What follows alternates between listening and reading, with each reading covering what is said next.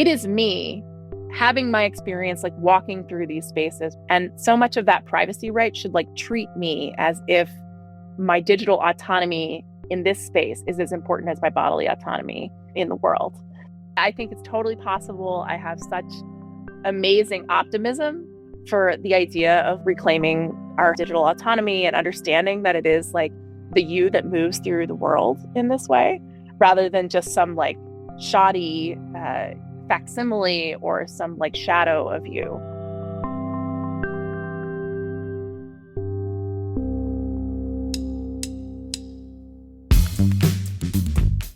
That's Kate Bratash speaking about how the world will be better when we recognize that our digital selves and our physical selves are the same, and that reclaiming our digital autonomy is a necessary part of reclaiming our bodily autonomy. And that's especially true for the people she focuses on helping, people who are seeking reproductive assistance. I'm Cindy Cohen, the Executive Director of the Electronic Frontier Foundation. And I'm Jason Kelly, the EFF's Activism Director.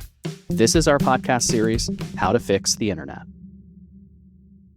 The idea behind this show is that we're trying to make our digital lives better. Now, a big part of our job at EFF is to envision all the ways that things can go wrong online and jumping into the action when things do go wrong. But this show is about optimism, hope, and solutions. We want to share visions of what it looks like when we get it right. Our guest today is someone who has been tirelessly fighting for the safety and privacy of a very vulnerable group of people for many years. And she does so with compassion, creativity, and joy. Kate Bratash is a major force in the world of digital privacy and security. Her work with the Digital Defense Fund started in 2017 as a resource to help serve the digital security needs of people seeking abortions and other reproductive care. And they have expanded their purview to include trans rights, election security, harm reduction, and other areas that are crucial to an equitable and functional democratic society. She's also an artist with a clothing line called Adversarial Fashion. She designs clothes that do all sorts of deliciously sneaky things, like triggering automatic license plate readers or injecting junk data into invasive state and corporate monitoring systems. We're just delighted to have her with us today. Welcome, Kate. Thank you so much for having me on. What an introduction. Well, let's start with your day job, privacy and reproductive rights. You've been doing this since long before it became, such a national crisis. Tell us about the Digital Defense Fund. So after Donald Trump was elected in 2016, I had started running some what I would call tech volunteering events. The most well-known of which is the Abortion Access Hackathon in San Francisco. We had about 700 people apply to come and hundreds of people over the weekend who basically were able to help people with very functional requests. So we went to different organizations in the area and worked to ensure that they could get help with, turning a spreadsheet into a database, or getting help working on open source that they use for case management, or fixing something that was broken in their Salesforce. So very functional stuff. And then I was approached after that and asked if I wanted to run this new fund, the Digital Defense Fund. So we spent the first couple of years kind of figuring out what the fund was going to do. But sort of organically and learning basically from the people that we serve and the organizations that work at abortion access, we now have this model where we can provide hands-on, totally free digital security and privacy support to organizations working in the field. We provide everything from digital security evaluations to trainings. We do a lot of project management, connecting folks with different kinds of vendors, software, community support, a lot of professional development. And I think probably the best part is we also get to help them fund those improvements. So I know we always talk a lot about how things can improve, but I think kind of seeing it through and getting to watch people actually, install things and turn them on and learn how to be their own experts has been a really incredible experience. So I can't believe that was 8 years ago. A lot has changed in 8 years. We had the Dobbs decision that happened under the Biden administration, and now we've got the Dobbs decision under a Trump administration. I assume that, your work has changed a lot. Like at EFF, we've been doing some work with the Repro Uncensored Coalition, tracking the changes in takedowns of abortion-related content. And that is a hard thing to do just for, all the reasons that it, tracking what systems take down is sort of a thing you have to do one at a time and just put the data together. But for you, I mean, out of 8 years, what's different now than maybe not 2017 but certainly 2022? I think this is a really excellent question just because I think it's kind of strange to look backwards and know that abortion access is a really interesting space in that for decades it's been under various kinds of different legal and I would say ideological attacks, as well as dealing with the kind of common problems of nonprofits, usually funding, often being targets of financial scams and crime, as all nonprofits are. But I think the biggest change has been that a lot of folks who I think could always lean on the idea that abortion would be federally legal. And so your job, maybe helping people get their abortions or performing abortions or supporting folks with funding to get to their procedures, that always sort of had this like color of law that would always kind of back you up or provide for you a certain level of security. Now we kind of don't have that, safety mentally even to lean on anymore, as well as legally. And so a lot of the meat and potatoes of the work that we do, often it was always about, ensuring patient privacy. But a lot of times now it's also ensuring that organizations are kind of ready to ask and answer kind of hard questions about how they want to work, what data is at risk when so much is uncertain in a legal space. Because I think, I hardly have to tell anybody at EFF that often we kind of don't know what quote unquote qualifies or what is legal under a particular new law or statute until somebody makes you prove it in court. And I think a lot of our job at Digital Defense Fund really then crystallized into what we can do to help people sort of tolerate this level of uncertainty and ensure that your tools and that your tactics and your understanding even of the environment that you're operating in at least buoys you and is a source of certainty and safety when the world cannot be. Oh, I think that's great. Do you have an example? Yes, absolutely. I think one of the biggest changes that I've seen in how people tend to work and operate is that I think this kind of backs into many other topics that I know get discussed on this podcast, which is that when we reach into our pocket for the computer that is on us all day, our phone, and we reach out to text people, it's a very accessible way to reach somebody, and trying to really wrap around the understanding of the difference between sending an SMS text message to somebody or responding to a text message asking about services that your organization provides or where to get an abortion or something like that. And the difference of how much information is kept, for example, by your cell phone carrier. Usually, as all of you have taught all of us very well, in plain text, as far as we know, forever. And the absolute huge difference then of getting to really inform people about this sort of static understanding of our environment that we operate in that we kind of take for granted every day when we're just like texting our friends or getting a message about whether something's ready for pickup at the pharmacy, and then instead we get to help move people on to other tools, encrypted chat like Signal or Wire or whatever meets their needs, helping meet people where they're at on other platforms like WhatsApp, and to really not just like tell people these are the quote unquote correct tools to use, because certainly there are many great, all roads lead to Rome, as they say. But I think getting to improve people's sort of environmental understanding of the ocean that we're all swimming in, that it actually doesn't have to work this way, but that these are also the result of systems that are motivated by capital and how you make money off of data. And so I think trying to help people to be prepared then to make different decisions when they encounter new questions or new technologies has been a really, really big piece of it. And I love that it gets to start with something as simple as, a safer place to have a sensitive conversation in a text message on your phone in a place like Signal. So, yeah.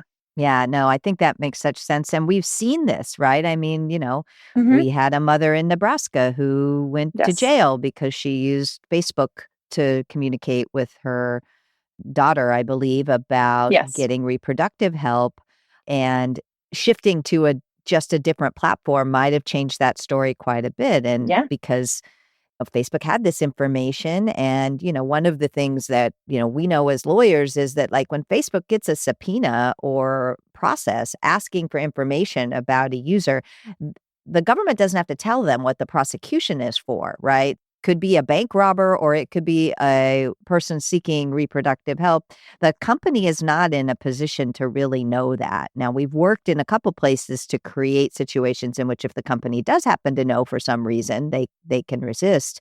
But the way that the baseline legal system works means that we can't just as much as I love to blame Facebook, we can't blame Facebook for this. We need actual tools that help protect people from the jump.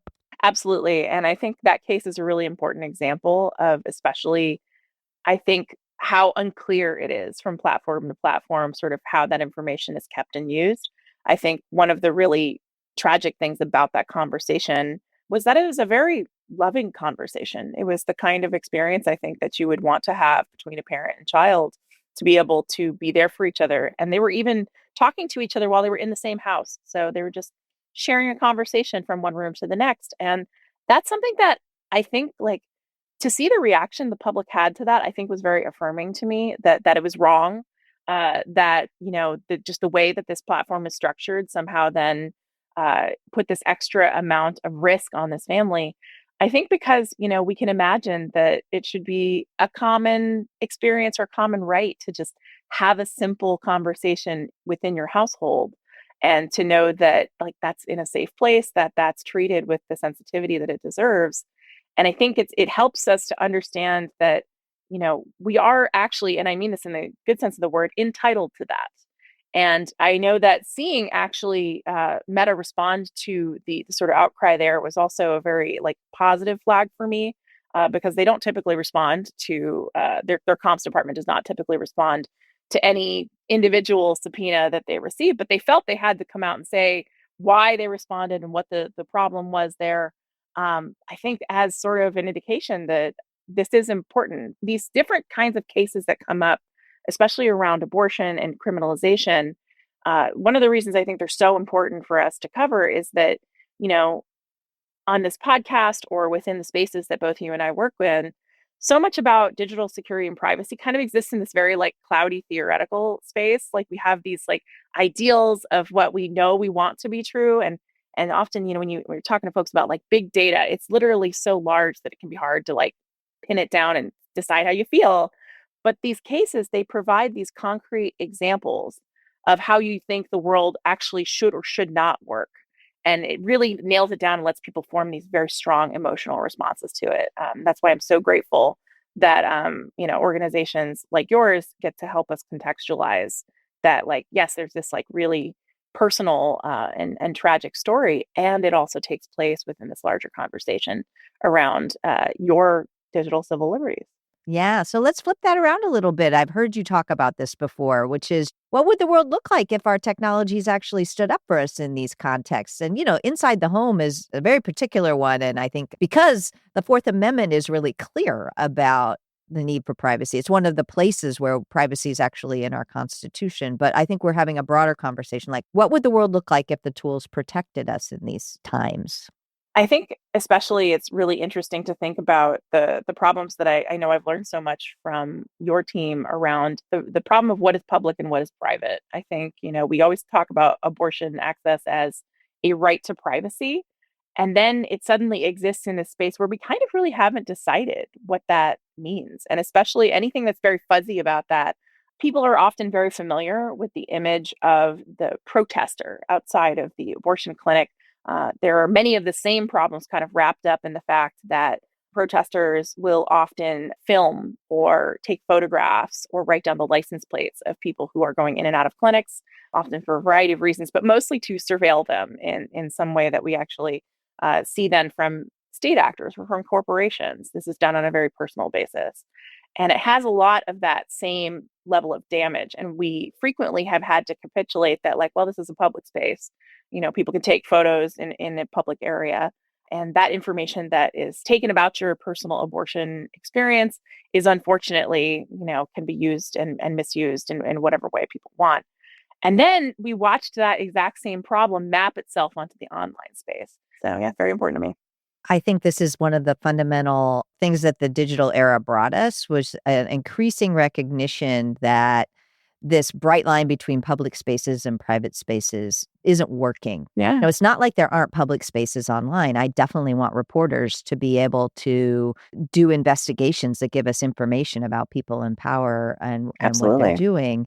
It's not either or, right? And I think that's the thing. We have to have a more nuanced conversation about what public spaces are really not public in the context. What we think of as bright line public spaces aren't really rightfully treated as public. And I love your reframing about this as being about us. It's about Yeah. us and our lives. Absolutely. I think one of the larger examples that has come up also as well is that your experience of seeking out medical care actually then travels into the domain of the doctor that you see. They often use an electronic health record system. And so you have this record of something that, I don't think any of these companies were really quite adequately prepared for the policy eventuality that they would be holding information that would be an enshrined human right in some states' constitutions, but a crime in a different state. And, you have these products like Epic Everywhere, and they allow access to that same information from a variety of places, including from a state where, that to that state it is evidence of a crime to have this in the health record versus just it's, a normal continuity of care in a different state. And kind of seeing how, we tend to have these sort of debates and understandings and trying to, like you say, like examine the nuance and get to the bottom of how we want to live in these different contexts of policy or in court cases. But then so much of it is held in this corporate space. And I think they really are not ready for the fact that they are going to have to take a much more active role, I think, than they even want to, in understanding how that shows up for us. Let's take a quick moment to say thank you to our sponsor. How to Fix the Internet is supported by the Alfred P. Sloan Foundation's program in public understanding of science and technology, enriching people's lives through a keener appreciation of our increasingly technological world and portraying the complex humanity of scientists, engineers, and mathematicians. We also want to thank EFF members and donors. You're the reason that we exist, and you can become a member if you're not for just $25. For a little more, you can get some great, very stylish gear. The more members we have, the more power we have, in state houses, courthouses, and on the streets. EFF has been fighting for digital rights for decades, and that fight is bigger than ever. So please, if you like what we do, go to EFF.org/pod to donate. And now back to our conversation with Kate Bertash. So we've been talking a lot about the skills and wisdom that you've learned in the fight for reproductive rights, but I know that a lot of that can be used in other areas and other issues as well. And I heard recently that you live in a pretty small rural town and not all your neighbors share your political views, but you've been building sort of a local movement to fight surveillance there. And I'd love to hear more about how you're bringing together different people with different sort of political alignments to come together on this privacy issue.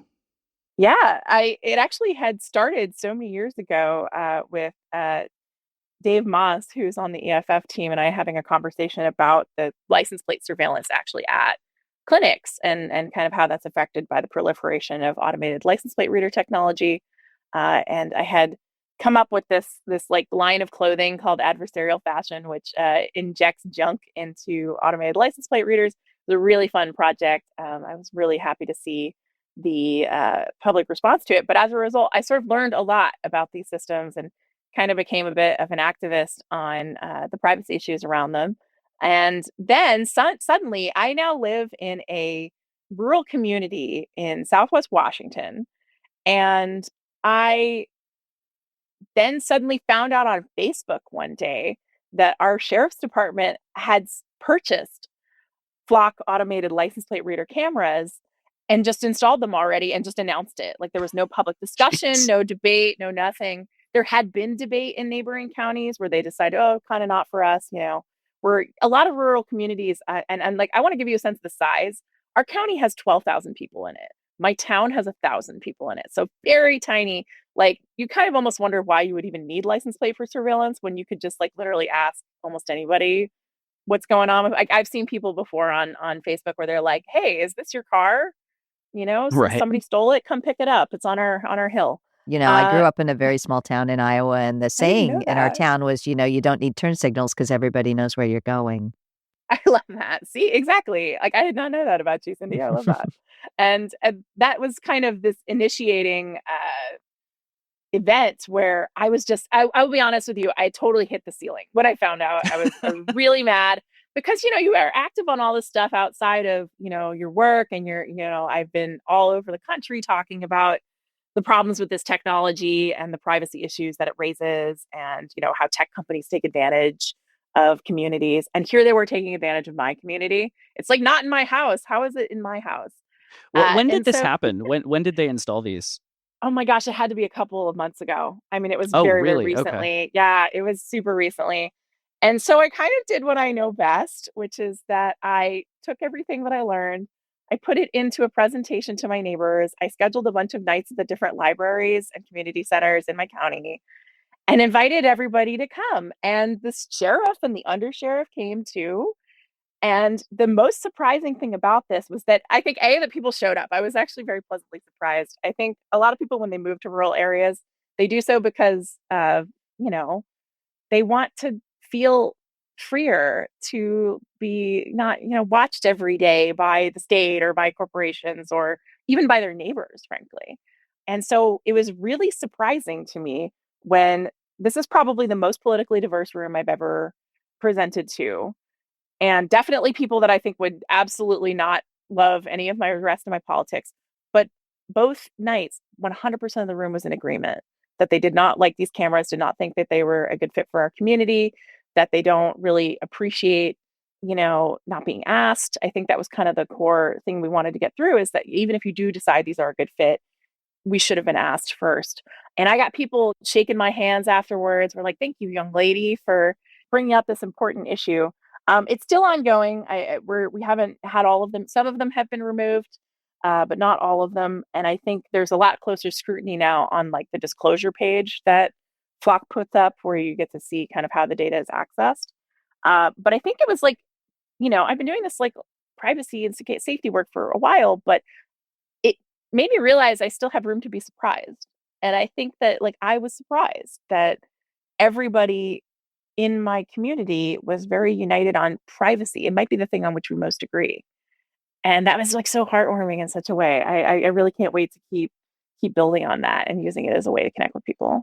So I'd like to follow up because we've Mhm. been working hard to try to figure out how to convince people that you can't surveil yourself to safety, right? This stuff is always promoted as if it's going to make us safe.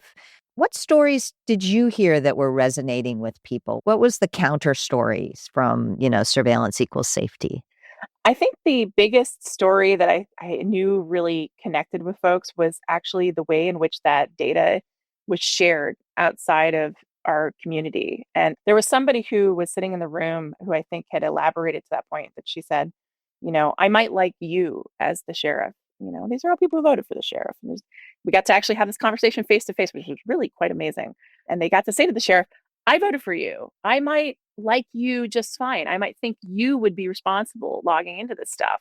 But I don't know all those people who these platforms share this stuff with. And Flock actually shares your data unless you specifically request that they turn it off. And I think that was where they were like, I don't trust those people. I don't know those people. I also don't know your successor. Who's going to get this? If we give this power to this office, I might not trust the future sheriff as much. And in a small town, like that personal relationship matters a lot. And I think it was like really helpful to kind of take it out of this, you know, like I am obviously very concerned about the ways in which they're, abusive of policing technology and power. I think though, because like so many of these people are your neighbors and you know them, it was so helpful to kind of put it in terms of like, you know, I don't want you to think it's about whether or not I trust your competence personally. It's about rather what we maybe owe each other. And, I wish you had asked me first. And it became a very like powerful personal experience and a personal narrative. And I think even at the end of the night, like by the second night, I think the sheriff department had really changed their tune a lot. And I said to them, I was like, this is the longest we've ever gotten to talk to each other. And I think that's a great thing. I think that's really great. And what I love about this is landing it really, community has come up over and over again in the Hmm. way that we've talked to different people about what's important about making technology serve people. Yeah, people make these decisions very emotionally. And I think it was really nice to be able to talk about trust and relationships and communication, because so much of the conversation when it's just held online gets pulled into, I think everybody in this room, our least favorite phrase, if you're not doing anything wrong, why do you care about being surveilled? And it's just sort of like, well, it's not about whether or not I'm committing a crime. It's about whether or not, we've had a discussion about what we should all know about each other. Or like, why don't you just come over and ask me first? I still want our community to have the ability to get people stolen cars back, or to like find somebody who is like a lost senior adult, or a child who's been abducted. But these are like problems then we get to solve together, rather than in this like adversarial manner where everybody's an obstacle to some public good.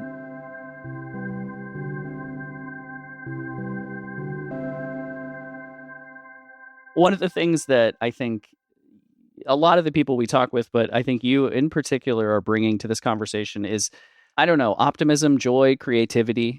I think you're someone who is dealing with some complicated, difficult, often depressing stuff. And you think about how to get people involved in ways that aren't, you know, using the word dystopia, which is a word we use Yeah. too much at EFF because it's too often becoming true. Cindy, I think, mentioned earlier the adversarial fashion line. I think you've done a lot of work in getting people who aren't necessarily engineers thinking about like data issues clearly. Tell us a little bit about the adversarial fashion work, and also just, you know, how we get more people involved in protecting privacy that aren't necessarily the ones working at Facebook. So one of the most fun things about the adversarial fashion line was in kind of researching how I was going to do that. The reason I did it is because I actually spend some of my free time designing fabrics, like mostly stuff with little, manatees or cats on them, like silly things for kids. And so I was like, yeah, it's a surface pattern. I could definitely do that. Seems easy. And I got to research and find out more about sort of the role that art has in a lot of anti-surveillance movements. There's a lot of really cool anti-surveillance art projects. It's been amazing as I present adversarial fashion in different places to kind of show off how that works. So the way that the adversarial fashion line works is that these clothes have basically, so these sort of iterations of what kind of look like plates on them. And automated license plate readers are kind of interesting in that they're what I guess a system with low specificity is the way that a software engineer might term it, which is that they are working on a highway at, 60, 70 miles an hour. They're ingesting hundreds, sometimes thousands of plates a minute. So they really have to just be generous in what they're willing to ingest. So they pit the vacuum in things like picket fences and billboards. And so clothing was kind of trivial, frankly, to get them to pick that up as well. And what was really nice about the example of, like a shirt that, could be read as a car by some of these systems. And it was very easy to show, especially on some of the open source systems that are the exact same models deployed in surveillance technology that's bought and sold, that, you would really think differently then about your plate being seen someplace as sort of something that might implicate you in a crime, or determine a pattern of behavior, or justify somebody surveilling you further, if it can be fooled by a t-shirt. And, much like the example we talked about with, conversations being held on a place like Facebook, anti-surveillance artworks are cool in that they get to help people who feel like they're not technical enough, or they don't really understand the underlying pieces of technology, to have a concrete example that they can form a really strong reaction to. I know that some of the people who had really thrilled me that they were very excited about were like criminal defense attorneys, reached out and asked a bunch of questions. We have a lot of other people who are artists or designers who were like, how did you learn to use these systems? Did you need to know how to code? And I'm like, no, you can just roll them up on, there's actually a bunch of ALPR apps that are available on, the Apple Store, or that you can use on your computer or on your phone, and test out the things that you've made. And this actually works for many other systems. So, facial recognition systems, if you want to play around and come up with really great, clothing or masks or makeup or something, you can actually test it with the facial recognition piece of Instagram or of any of these different types of applications. It's a lot of fun. I love getting to answer people's questions. I love seeing the kind of creative spark that they're like, oh, yeah, maybe I am smart enough to understand this, or to try and fool it on my own, or know that like these systems aren't maybe as complex or smart as I give them credit for. what I like about this especially is that you're, pointing out that this stuff is actually not that complicated. Yeah. And we've moved into a world where often the kind of digital spaces we live in, the technology we use feels so opaque that people can't even understand how to begin to like modify it Yeah. or to understand how it works or how they would build it themselves. It's something we've been talking about with other people about how there's sort of like a moment where you realize that you can modify the digital world or that you know how it works. Was there a moment in your work or in your life where you realized that you could sort of understand that technology was there for you, not just there to be thrust upon you? It might be a little bit late in my life, but I think when I first got this job and I was like, oh my gosh, what am I going to do to really help kind of break through the many types of like privacy and safety problems that are facing this community? Somebody had said, Kate, you should go to DEF CON. And I went to DEF CON, my very first one, and I was like blown back in my chair. I think DEF CON is America's largest hacker conference. It takes place every single year in Las Vegas. And I think going there, you see not only are these presentations on things that people have broken, but then there are places called villages that you walk through and people show you how to break systems or why actually it should be a lot harder to break this than it is. Like the voting village, they buy old voting machines off of eBay and then teach everyone who walks in within 20 minutes how you can break into a voting machine. And it was just this like moment where I realized that like you don't have to take technology as it is given to you. We all deserve technology that has our back and can't be modified or broken to hurt us. And you can do that by yourself, sort of like actively tinkering on it. And I think that spirit of irreverence really carried through to a lot of the work that we do with Digital Defense Fund, where we get people all the time who like they come in and they are worried about absolutely everything. It's so hard to decide what bite of the elephant to take first on, improving the safety and privacy for the team and how they work and the patients that they serve. But then we get to kind of show people some great examples of how actually this isn't quite as complicated as you might think. I'm going to walk you through sort of the difference of like getting to use like one app to text versus another or turning on two factor.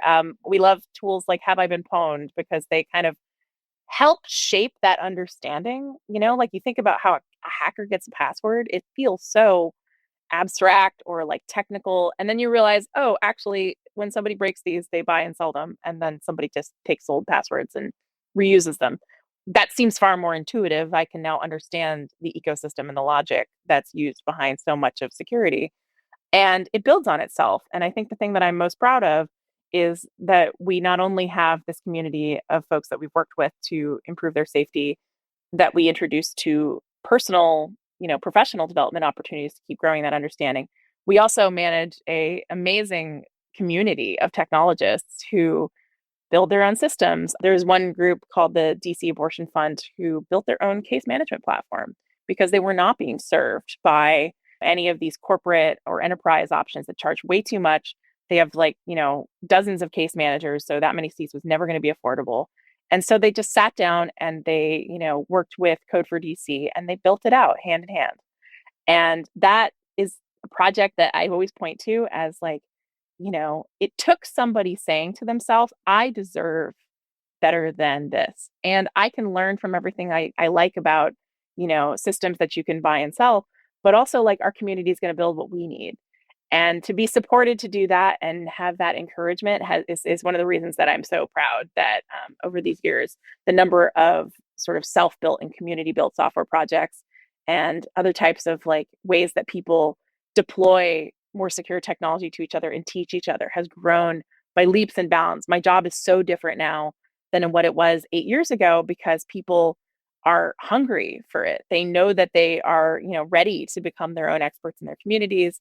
And the requests that we get then for more train the trainer type of material or to help equip people to bring this back to their space the way, I brought my ALPR presentation back to my own community. It's great to see that everyone is so much more encouraged, especially in these times when like systems are unstable, nonprofits spin up and down. We all have funding problems that have very little often to do with the demand for those resources, that's not the end of the story. So yeah, I love it. It's been a wonderful journey seeing how everything has changed from, like you said, that spirit of being always worried that things are getting worse, focusing on dystopia, to seeing sort of, how our own community has expanded its imagination. It's really wonderful.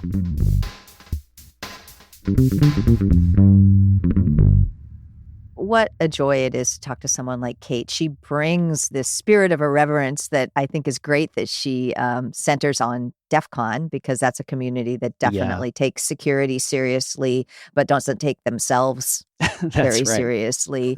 So I love that attitude and how important that is, I hear, for building community, building resilience through what are pretty dark times for the community that she fundamentally, works with. And building that understanding that you have the not just ability, but the right to work with the technology that is presented to you and to understand it and to take it apart and to rebuild it. All of that is, I think, critical to, building the better internet that we want. And Kate really shows how just, going to the DEF CON village can change your whole mind about that sort of thing. And hopefully people who don't have technical skills will recognize that you actually don't necessarily need them to do what she's describing. That's another thing that she said that I really liked, which is this, that, she could show up in a room and talk to 40 people about surveillance, and she doesn't have to talk about it at a, technical level, really, just saying, hey, here's how this works. Did you know that? And anyone can do that. You just have to show up. Yeah, and how important these like hyper local conversations are to really getting a handle on combating this idea that we can surveil ourselves to safety. What I really loved about that story about gathering her community together, including the sheriff, is that, they actually had a real conversation about the impact of what the sheriff was doing with ALPRs, and really were able to be like, look, I want you to be able to catch people who are stealing cars, but also there are these other ramifications, and really bringing it down to a human level as one of the ways we get people to kind of stop thinking that we can surveil ourselves to safety, then that technology can just replace the kind of individual community-based conversations we need to have. Yeah, she really is maybe one of the best people I've ever spoken to at bringing it down to that human level. I think of people like Kate as the connective tissue between the communities that really need technologies that serve them and the people who either develop those technologies or think about them, or advocacy groups like us who are kind of doing the policy level work or the national level or even international level work on this. We need those bridges between the communities that need technology and the people who really think about it in the kind of broader perspective or develop it and deploy it. I think the thing that I'm going to take away from this most is, again, just Kate's creativity and the fact that she's so optimistic. And this is such a difficult topic, and we're living in such, easily described as dystopic times.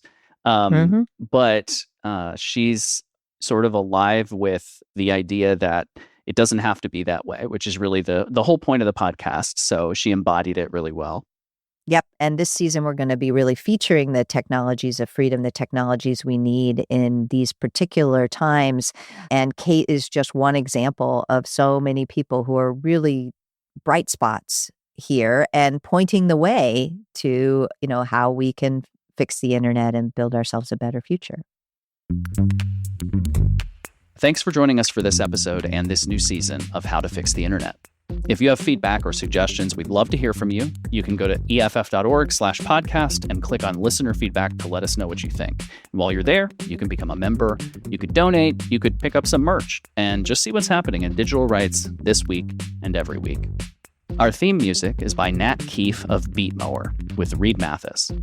How to Fix the Internet is supported by the Alfred P. Sloan Foundation's Program in Public Understanding of Science and Technology. We'll see you next time. I'm Jason Kelly. And I'm Cindy Cohen.